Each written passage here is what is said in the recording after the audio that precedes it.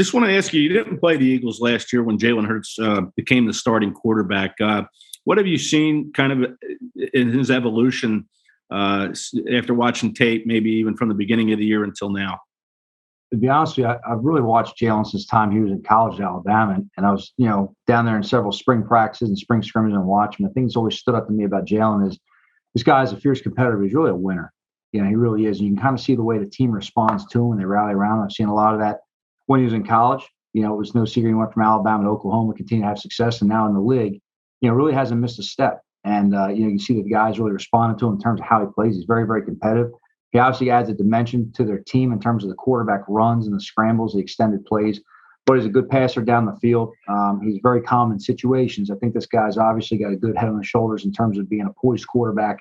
He does a very good job as far as getting that team to really rally around him. So, definitely a guy you've got to, deal with. You've got to have, different things in your game plan to make sure that you're sound against them.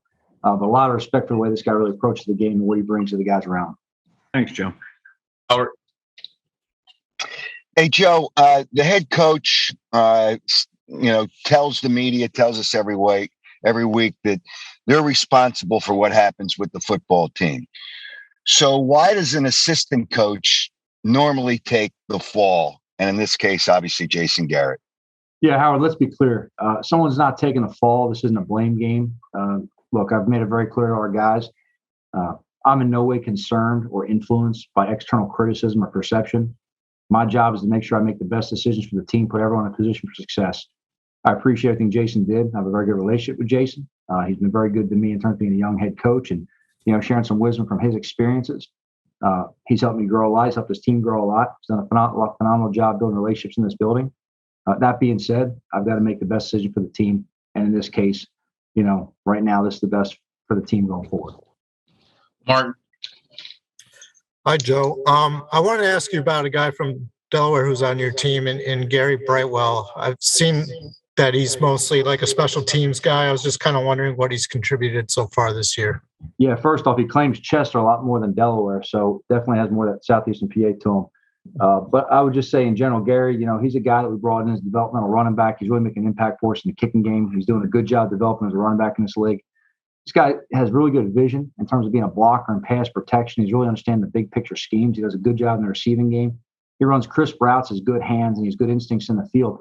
And as a runner behind the line, this guy gives some versatility because he runs strong with some power and also has some elusiveness and space to go ahead and get him on the perimeter if you need to. But he's definitely developing the way we need him to. He's making an impact for the team right now in the kicking game. He's doing a very good job of that. He's earned the respect of his teammates, and he's starting to earn the respect of the league as well. And you can tell that in terms of how they're blocking him and the personnel matchups are dedicated to him. Thank you. Jimmy. Hey, Joe. I know every game is important, but is this game one that you're particularly looking forward to, given what happened week 17 last year between the Eagles and Washington? Yeah, I'd say anything in the past is irrelevant to what's going to happen this week. Look, they all count the same. They're all important. It's a division game as well. So obviously, you're getting into a team that you play twice a year. They're all important. We don't try to make anything more than what the game is on a weekly basis. Every game we play is the most important game of the season. We'll take three more. John, Les, Tim. John. Hey, Joe. Just wanted to kind of ask you about the timing of moving on from Jason. A little bit of a short week for you, Monday Night Football, obviously Thanksgiving. So why now? Yeah, I addressed this yesterday. I don't think there's ever an ideal time to have to make a move like this in the season. But, to me, it's whenever it's necessary to make the move, you go ahead and you make it. Going into the bye week, we were coming together as a team a good bit, I thought, in all three phases. There's some progress being made, but ultimately, we need to be more productive as an offense. So I tell the team all the time, I'm not afraid to make moves whenever necessary to put ourselves in the best position to be successful. Les. Yeah. Hi, Joe. Do you expect your offense to look a lot different this week with Freddie Kitchens? Are you looking more at preparation or about what differences in play calling and making this change? Well, a little bit of all of the above. And, as the game plan declares this week, and today, off a short week, we're going out there and we're going to have a walkthrough in a short period of time with our team. But as the game plan declares throughout the week, we'll see how that goes. And in terms of, calling the game, there'll be some input from across the staff on a number of things. So, we'll see how that evolves throughout the week. Thank you. Tim. Hey, Joe, how would you describe Freddie Kitchens in terms of a play caller and his offensive philosophy? Well, I think Freddie sees the game from a big picture standpoint, and just speaking directly of Freddie in terms of my history and working with him at different places, and being here with him through the course of multiple seasons now.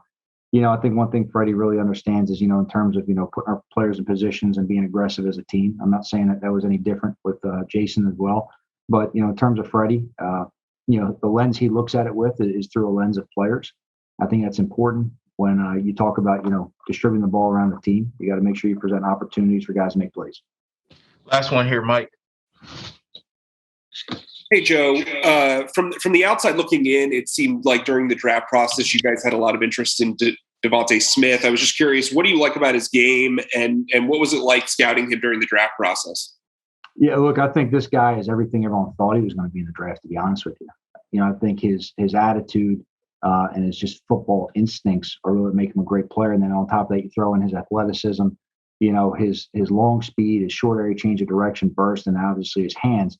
This guy's really a phenomenal athlete, an impact player. It's no secret or no surprise to say why he's having so much success. I would say throughout the draft process, I think probably the biggest, concern or knock you heard from, whether it's a lot of scouts, internally, externally, wherever, it's just a concern over, is this guy's size going to be a factor? And I think obviously it's not. It hasn't been a factor in high school, wasn't a factor in the SEC. It's not a factor in the NFL.